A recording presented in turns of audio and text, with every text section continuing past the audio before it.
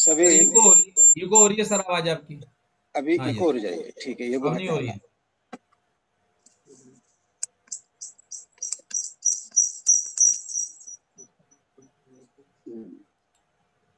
एक minute, eco बंद करता हूँ मैं। जी।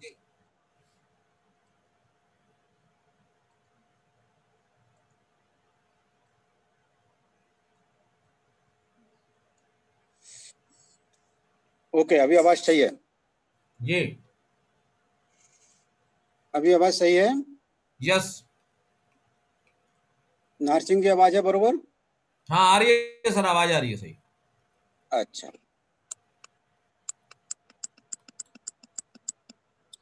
ओके।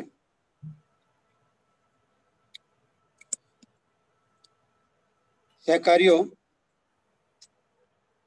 मैं आप लोगों के सामने गंभीरता से बोल रहा हूं कि जिस तरह से हमने इस मूवमेंट का पहला कदम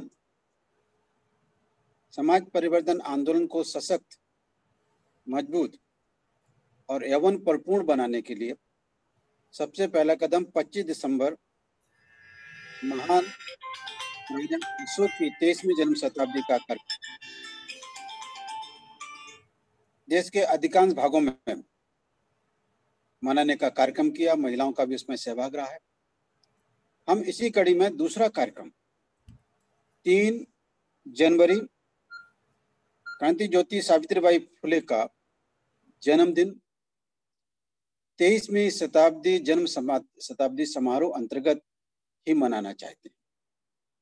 और हर महापुरुष के कार्य को की परिणति जो हो रही है वो सम्राट अशोक के कार्यकाल में जो गतिविधि समाज परिवर्तन आंदोलन की हुई है उसी कड़ी में इनके कदम रहे हैं। इस बात को ध्यान में रखें हम इस मूवमेंट का दूसरा कदम, जो पहले कदम से कई गुना महत्वपूर्ण बनना चाहिए, सशक्त होना चाहिए और जो समाज का 50% भागीदार है महिला वर्ग, उसको योग, बराबरी, सम्मान, प्रगति, विकास और प्रतिष्ठा उनकी बनना चाहिए, स्थापित होना चाहिए। मैं सम्मान के साथ साथ प्रतिष्ठा की बात भी कर रहा हूँ। Dignity of life, respect to the life, respect to individual और डिग्निटी टू द इंडिविजुअल, ये दोनों थोड़ी सी अलग डिफरेंट बातें हैं। इसलिए हम अभी तक सम्मान की बात तो करते रहे, उसकी प्रतिष्ठा को मनुवाद स्वीकार करने को तैयार नहीं, उसे वो दुय्यम बना के रखना चाहते। लेकिन महान अशोक ने इस महिला विंग को, जो समाज का 50% भाग था, उसे बरोबरी का दर्जा के साथ साथ प्रतिष्ठा भी दी और उसके अंदर व्याप्त कमजोरियां, कुछ रूढ़ियों के शिकार होने की वजह से, परंपरा रीति रिवाज की वजह से, मनुवाद के पाखंडों की वजह से जो महिलाएं समाज के तमाम रीति रिवाज परंपराओं का बोझ ढोते हुए बड़े से बड़े मंगल की अपेक्षा के लिए छोटे छोटे पाखंडों को करने की लग रहे थे, अशोक ने उन्हें बहुत विनती पूर्वक आपुलकी के साथ बोला कि आप जो इतना मंगल कार्य करते हो ये बहुत ज्यादा मंगल करने वाले कार्य नहीं है, अल्प मंगल कार्य करना, बहुत थोड़ा बहुत लाभ। और लेकिन सम्राट अशोक ने जिस प्रकार से रास्ता दिया और उसी कड़े में हमारे संतों महापुरुषों ने और महात्मा ज्योतिराव फुले, सावित्रीबाई फुले, नारायण गुरुजी, Ramaswamy Naikar, Satpathy Shahu Maharaj, professor John डेवे, Bodhisattva doctor बाबा साहब अम्बेडकर, महानायक कांसीराम जी, इन्होंने जो कार्य किया है वो भी महिला के सम्मान नहीं बल्कि सम्मान के साथ उसकी प्रतिष्ठा के लिए काम किया। हिंदू कोड बिल उसको उस गुलामगिरी से निकालकर केवल सम्मान नहीं बल्कि उसको समाज में बरोबर की प्रतिष्ठा दिलाने का। इस लिहाज से ये 3 जनवरी का काम हम 25 दिसंबर की कड़ी में आगे का महत्वपूर्ण टप्पा मानकर चल रहे हैं। इसलिए सारी पुरुष मंडली से मेरी बहुत दिल से होश हवास में, क्योंकि पुरुष मंडली ने महिला को दुय्यम बना के रखा, ये हम कारणीभूत हैं। इसलिए हमारी भी जवाबदारी है कि इसे सम्मान और प्रतिष्ठा दिलाने के लिए हम इन्हें स्वतंत्रता का में विचलन करने दें और उन्हें अपना योग सम्मान प्राप्त करने दें। इसलिए इस काम को सुनिश्चित करने के लिए समाज परिवर्तन आंदोलन में इनकी भागीदारी बहुत ज्यादा जरूरी है। इनकी भागीदारी कम होगी तो बरोबर का सम्मान आप सम्मान कहने को दे देंगे, लेकिन प्रतिष्ठा स्थापित नहीं होगी। प्रतिष्ठा तो बरोबर की भागीदारी से। आपने देखा होगा आज 21वीं शताब्दी में स्त्री पुरुष जब दोनों सर्विस को जाते हैं तो ना तो वहां पर पुरुष की प्रतिष्ठा बढ़ी है ना स्त्री की। दोनों बरोबर की प्रतिष्ठा के साथ चलते हैं और एक दूसरे की प्रतिष्ठा की रिस्पेक्ट करते हैं, प्रतिष्ठा की रिस्पेक्ट करते हैं, पर्सनैलिटी की रिस्पेक्ट करते हैं। तब उनका परिवार में परस्पर जीवन सुखमय और सुंदर होता है। इसलिए हम जो 2-3 जनवरी को सावित्रीबाई फुले इनका जन्मदिन ऐतिहासिक कड़ी के रूप में मनाना चाहते हैं, जो केवल एक परंपरा के रूप में मनाकर छोड़ दिया जाता था, हम उसे बहुत बड़ा टप्पा सोशल ट्रांसफॉर्मेशन मूवमेंट का 21वीं शताब्दी का बहुत बड़ा कदम मानकर चलना चाहते हैं। डॉक्टर चित्रलेखक करमबे साहब अशोक के बारे में बहुत दिलचस्पी रखते हैं। हम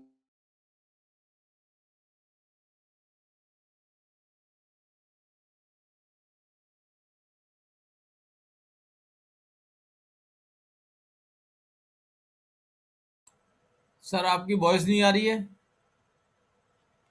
सर, आपकी हाँ यस आ रही है, आ गई है। डॉक्टर तीरथ बालाएं कई एडवोकेट्स हैं, कई प्रोफेसर्स हैं, कहीं अधिकारी वर्ग में भी काम करने वाली महिला, विद्यार्थी भी है। ये बहुत अच्छा सिंबल है कि जीवन के डिफरेंट सेक्टर से महिलाएं कम फॉरवर्ड आ रही और ये परिवर्तन का आधार बनेगी, परिवर्तन की कड़ी हो। हम एक ही सेक्टर, इसमें हाउस वाइफ कम है। एक बात है, टैलेंट की लिहाज से इनकी रिकॉग्निशन ज्यादा बढ़ रही है। ये बहुत महत्वपूर्ण बात है। ये समाज परिवर्तन आंदोलन के उज्जवल भविष्य की कामना करते हैं, संकेत देते हैं। इसलिए मेरा आप सभी से पुरुष मंडली से अनुरोध है कि आप महिलाओं को, जो सोशल एक्टिविस्ट है महिलाएं, आप क्योंकि सामाजिक क्षेत्र में काम करने वाली महिलाएं अपना प्रतिष्ठा बड़ी मुश्किल से बना पाती, ये बहुत बड़ी कमतरता है पूरे भारत में, क्योंकि अच्छी प्रतिष्ठा के साथ पुरुष मंडली महिलाओं को उठने नहीं देती, आगे बढ़ने नहीं देती। इसलिए मैं पुरुष लोक मंडली से विनती कर रहा हूं कि कम से कम हमें सोशल ट्रांसफॉर्मेशन मूवमेंट के पे बैक टू सोसाइटी प्रोग्राम के कार्यकर्ताओं को, ट्रेनर्स का खास तौर से ये जवाबदारी है कि इस प्रॉब्लम पर भी अपना विशेष ध्यान दें कि महिला सम्मान और प्रतिष्ठा प्राप्त करने की हकदार बने और उसमें होड़ लगे कि मैं पुरुष मंडली के साथ बरोबर सम्मान का। क्योंकि आज ये जो महिला है, इस युग की 2020 के अंदर जो महिलाएं आज इस मूवमेंट में शामिल होने जा रही है, ये आने वाली पीढ़ी के लिए आदर्श बनेंगी, आने वाली पीढ़ी के लिए आदर्श बनेंगी और यही हमारे मूवमेंट को गौरवान्वित करेंगे, मूवमेंट को गौरवान्वित करेंगे, कीर्ति के शिखर पर ले जाएंगे। क्योंकि पूरे विश्व में अब महिलाओं के विकास को रोक पाना संभव नहीं है, लेकिन भारत में यह संभव है कि फिर से महिलाओं को उसी गुलामगिरी की जिंदगी में ढकेल दिया जाए। और इसके लिए उन्होंने मनुवादी प्रवृत्ति के वर्ग ने अपनी महिलाओं को और सेलिब्रिटी कल्चर में जकड़ लिया है और वो पुरुष की गुलाम होकर जो वो कहते हैं उस प्रकार से करने को तैयार है कि हाँ भाई हम गुलाम नहीं है, आपको कहना पड़ेगा, हम आजाद हैं, ये कहना पड़ेगा। लेकिन वास्तविकता में वो परिवार के अंदर, घर के अंदर इस संस्कृति की, एक मनुवादी संस्कृति की गुलाम है और उनसे ही प्लीडिंग की जाती है कि हमें समता, सुनता, न्याय, बंधुता, बरोबर का सब कुछ मिल चुका। एक प्रकार से समता, सुनता, न्याय, बंधुता की मूवमेंट को सेटबैक है। इसलिए महिलाओं में दो वर्ग बनते हैं। एक तो मनुवाद का प्लीडिंग करने वाली महिला, मैं जितनी महिला यहाँ पर हैं उनको भी इंडिकेट कर रहा हूँ कि एक तो मनुवाद की रक्षा करने के लिए आगे की जाने वाली महिलाएं, और दूसरे समाज परिवर्तन, रामाबाई का, सावित्रीबाई फुले का, जिजाऊ का और तमाम महिलाओं का, वीरांगना झलकरी बाई, झांसी रानी, ताराबाई, तमाम महिलाओं का प्रेरणा लेकर आगे बढ़ रही है। एक ये प्रक्रिया है। इन दो विचारधाराओं का महिला वर्ग के अंदर संघर्ष है। इस संघर्ष को हमें साथ देना है, पुरुष मंडली ने साथ देना है ताकि वो अपने संघर्ष में श्रेष्ठता स्थापित कर सके। महिलाएं, अम्बेडकरी मूवमेंट की महिलाएं, सोशल ट्रांसफॉर्मेशन मूवमेंट की महिलाएं, पे बैक टू सोसाइटी प्रोग्राम के अंतर्गत काम करने वाली महिलाएं मनुवादी महिलाओं से कक्ष में अपने आप की सुपीरियरिटी स्टेब्लिश कर सकें, श्रेष्ठता सिद्ध कर सकें, श्रेष्ठता स्टेब्लिश कर सकें, स्थापित कर सकें। ये है दूसरा टप्पे का ऑब्जेक्टिव। सीरियस हो गए आप लोग कि पी आर अम्बेडकर हमको इतनी कठिन परीक्षा से गुजारना चाहेगा? यस, अगर 5 साल के अंदर आप लोगों ने इस परिवर्तन को मंजिल तक ले जाने का संकल्प लेना है, आपको सही ढंग से संकल्प लेकर चलना है, तो आपको चौतरफा विषमता को देखना और उसके लिए जहां जितना सहयोग हो सकते हैं उस सहयोग का हाथ, सहयोग का विचार आगे करके सहकार करना होगा। ये सहकार है। अगर हम स्त्री और पुरुष दोनों एक दूसरे की समानता के लिए सहकार का हाथ बढ़ाएं, एक दूसरे इस विषमता, वैमनस्यता की व्यवस्था के विरुद्ध सहकार का हाथ बढ़ाएं, तो ये मूवमेंट ज्यादा गतिशील हो सकता है। ये मूवमेंट, सोशल ट्रांसफॉर्मेशन मूवमेंट, ज्यादा गतिशील हो सकता है। और इसके सूत्र सम्राट अशोक के शिलालेखों में, मैं नहीं कहता कि वो महावंश, दीपवंश या अशोकावदान, ये जो लगभग अशोक से 200-500 साल के बाद लिखे गए हैं, और लेकिन अशोक के समय के जो कुछ चीजें हैं वो हैं उनके शिलालेख, स्तंभ लेख, गुफा लेख। इसका हमें बहुत बड़ा सहारा मिल सकता है। हमने इनका इंटरप्रिटेशन नहीं किया अभी तक। नए ढंग से इंटरप्रिटेशन करने की, हर शिलालेख में हम स्त्री पुरुष की समानता, एक दूसरे के गौरव की बात स्थापित कर सकते हैं। स्वास्थ्य के लिहाज से भी देख लिया जाए तो पुरुष स्त्री के लिए मेडिसिन पूरी की पूरी स्वतंत्रता से मिल जाती थी। कितना बड़ा सहकार हुआ होगा समाज के अंदर स्त्री पुरुष में, जहां एक दूसरे के दुख सुख में, फिजिकल ट्रीटमेंट में एक दूसरे की मदद हो रही होगी, तुरंत मेडिकल मिल जा रही होगी। ऐसे बहुत सारे शिलालेख हैं। हमें महिला ओरिएंटेशन के दृष्टिकोण से भी इन शिलालेखों का री इंटरप्रिटेशन करना होगा, चाहे मनुवादी माने या ना माने। अम्बेडकरवादियों ने तो मानकर आगे चलना होगा और अपने इंटरप्रिटेशन को यहाँ के वर्तमान इतिहासकारों से भी श्रेष्ठ सिद्ध करना होगा। ये आपकी श्रेष्ठता सिद्ध करने की लड़ाई, अशोक को श्रेष्ठता सिद्ध करने की लड़ाई है। इसलिए मनुस्मृति और संविधान की लड़ाई नहीं है। ये तो प्रतीक के रूप में हमको डाइवर्ट करने की बात है। ये तो लड़ाई है कि महान राजा अशोक का गवर्नेंस श्रेष्ठ है कि राम राज्य की गवर्नेंस श्रेष्ठ। Governance struggle between the Ram राज्य एंड अशोक राज्य। इसलिए आज हम बहुत कम महिलाएं जुड़ी हैं। एक दो दिन में आपके साथ बहुत सारी 50-60 महिला जुड़ जाएंगी, ये मेरे को उम्मीद कर रहा हूं। और ये महिलाएं जब 3 तारीख को दिन में सावित्रीबाई फुले की जयंती मना रही होंगी, तो शाम को 7 से 9 में इन्हीं महिलाओं के द्वारा हम सम्राट अशोक के गौरवशाली शासन का, महिलाओं का महत्व, महिलाओं की प्रतिष्ठा से संबंधित व्याख्यानों को सुन रहे होंगे।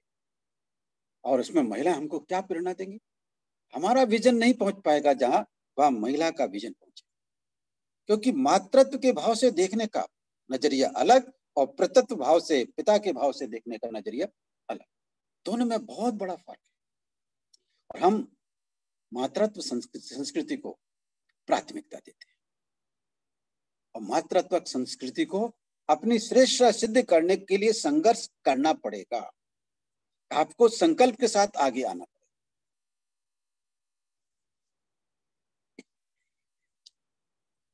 तो सहकारियों, मैंने आपके सामने एक 3 जनवरी के कार्यक्रम की प्रेमबल प्रस्तुत की। क्या बोली मैंने? प्रेमबल प्रस्तावना। इसका लेखा जोखा आप महिलाओं ने करना है। इसलिए आज का जो मेरा छोटा सा वक्तव्य है